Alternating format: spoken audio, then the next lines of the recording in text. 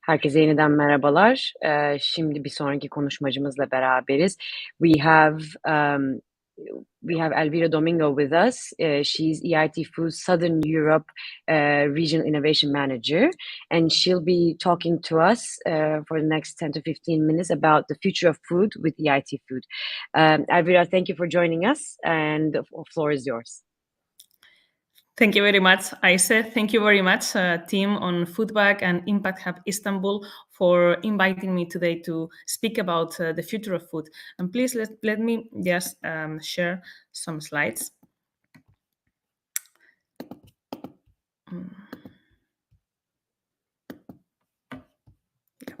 I hope that you can see my screen in full mode.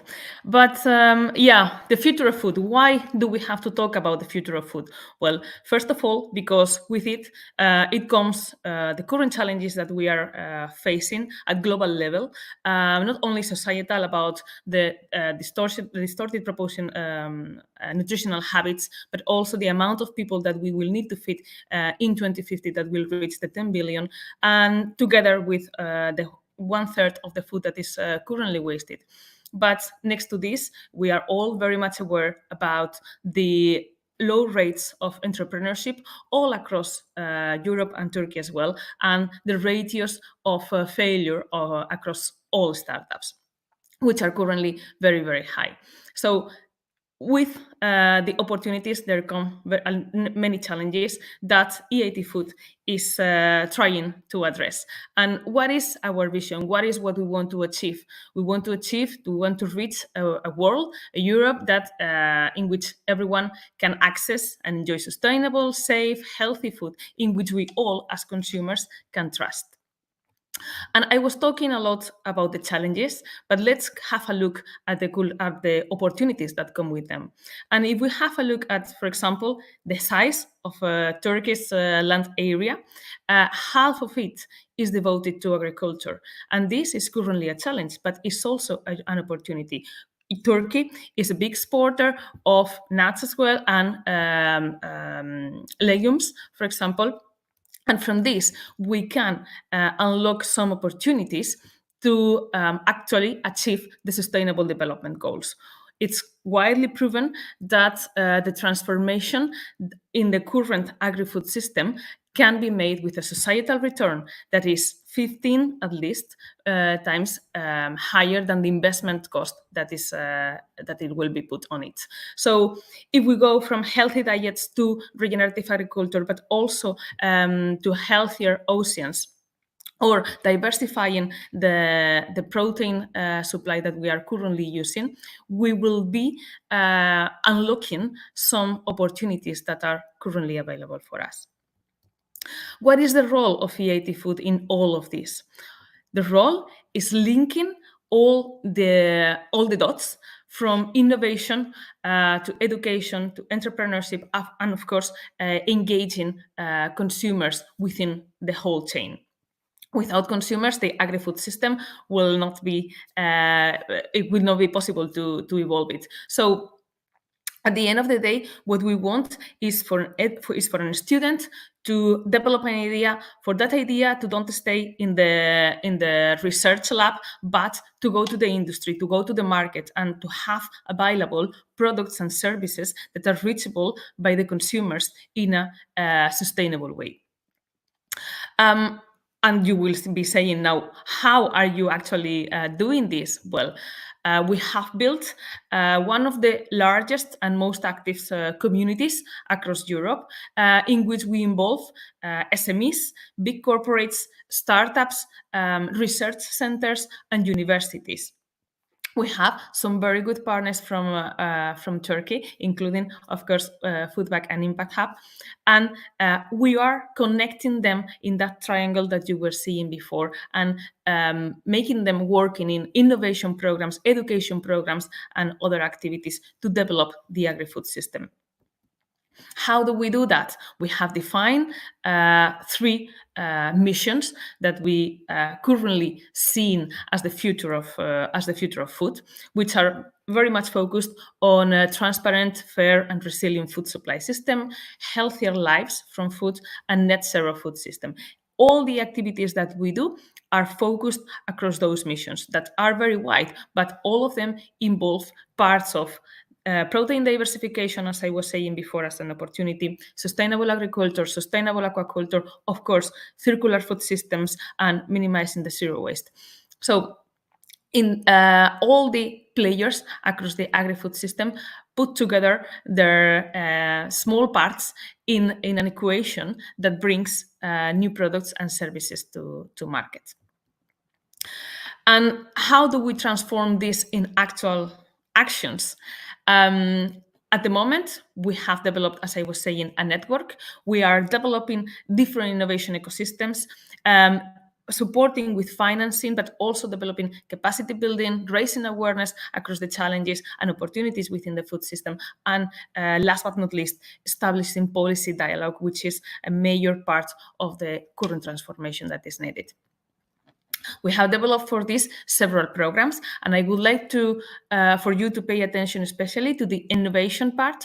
In innovation, we have an open call that is currently open until the 13th of April of 2023, and to which you can apply together with other partners from Europe to bring new projects on innovation to the food system. And when I talk about innovation, I never talk about the part of the pure research. We are talking about innovation on high developed TRL programs, let's say up from 5, 6, which can reach the market in a short-term period of time, let's say around 3 years. Okay. And I would like to also give you a few examples on other programs in which you can participate actively, either from benefiting from them or participating as part of the consortia as a partner. So let's have a look at education. In education, we have summer schools. This year, we have 3 summer schools available for Southern and Eastern and Central Eastern countries, which are free to access and in which, again, you can benefit as a student, as a participant, or as a part of the consortia that is developing the methodology and the content of those summer schools. We also have RIS fellowships. We are very much aware about the importance of developing our talent across different countries. And here we give them the opportunity to students and also PhDs to go abroad and work for a period of time, 3 to 6 months, with one of our partners in innovation programs. These are paid internships, and again, you can participate as a hosting company, bringing talents from other countries in Europe, and you can benefit as an intern if you are in that stage to go abroad and develop your internship. I was saying before about the importance of developing policy dialogue. And here we have developed a Government Executive Academy, which is an international network in which you can meet peers, policymakers that will share different experiences, and you will participate in real cases together with the industry, and you can see here Danone or VTT, in real cases that where policymakers are trying to change and modify the current innovation policies. I have not mentioned here, but we also have a Policy Council. The Policy Council is a group of members that acts as our advisor, and you can also take an active role as an advisor on the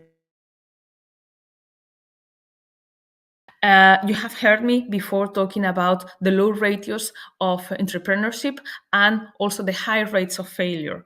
And for this reason, especially across Southern and Central Eastern Europe, we have developed a series of programs that are available to all to startups across all stages, from when they are a seed, from when they are only an idea, let's say. And here you have the Jump Starter program or Team Up, where we are matching ideas with business developers, to the EVA program that the team in Impact Hub know very, very well, because they are implementing this program in Turkey. Also test farms that I will explain a bit later, or Sales Booster, which is an opportunity to actually go international and develop your sales in other countries. These are, of course, we also have SeedBed, which is our incubator, the Food Accelerator Network, as the word says, is an accelerator, or the Rising Food Stars program, which is an association of startups, actually one of the biggest ones in Europe. We are developing as well a corporate venturing community in which every corporate, either a family business or a big corporate, can participate to develop open innovation within their organization. The EVA program, I am not going very much in deep on this one. As I was saying, Impact Hub is developing this activity in Turkey. We are training every year 10 women that are startups or entrepreneurs, with providing them with mentoring, with online training, with a community of experts that they can access, and of course funding opportunities, and the network of EIT food players and stakeholders that they can access in an easier way that if you are not being part of the program. Last but not least, let me also talk about the water scarcity program. And here, we are very much aware about the water management challenges that we have, especially across Southern Europe. And here, you can either participate as an expert if you have experience in the water management solutions. You can be a part of the body knowledge, a group of mentors and advisors that are developing white papers and different pieces of advice for industry. You can also be part of the water academies, developing the content to train others, or if you are a scale up, or you have a solution, you can scale that solution working together with different organizations across Europe, and testing your solution at industrial level.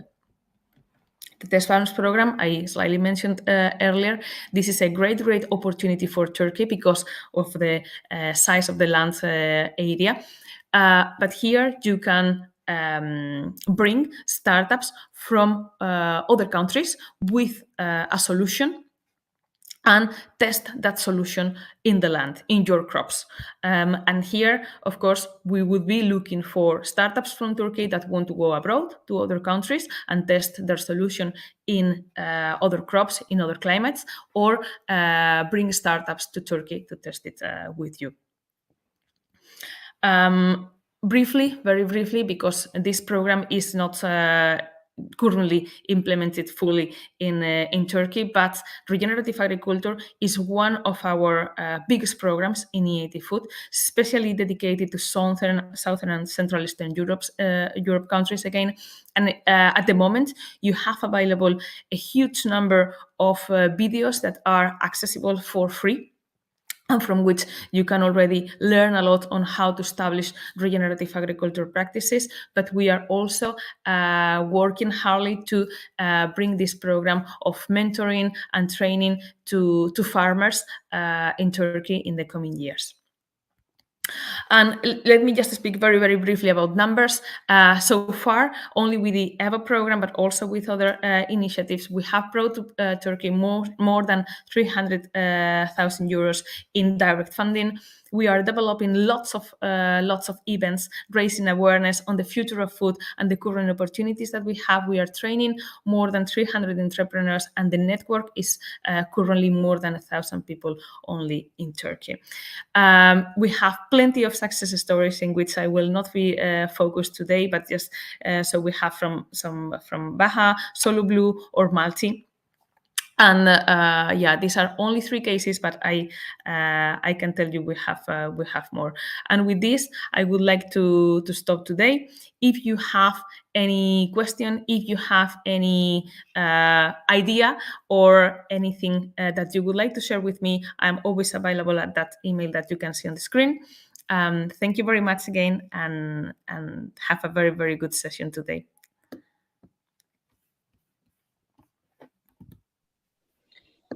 Thank you very much, Elvira, for sharing with us the vast and wide world of EIT and all the support that it provides to a diverse group of stakeholders, especially from public sector to private sector to entrepreneurs. I'm sure our listeners will benefit a lot from some of these supports in the future as well through us and through your team. Thank you for joining us, Elvira. Thank you. Evet, bir sonraki panelimize geçiyoruz şimdi. Değişimin öncüsü girişimler diyoruz. Startuplar gıda sektörünün geleceğini nasıl değiştirebilir? Biraz bunu konuşacağız. Göksem'in Gökalp Özdemir'in moderasyonuyla aramızda Paket Mutfak'tan Eytan Nahmiyaz, Plant Factory'den Halil Beş kardeşler ve Biftek'ten Kerem Erikçi bulunuyor.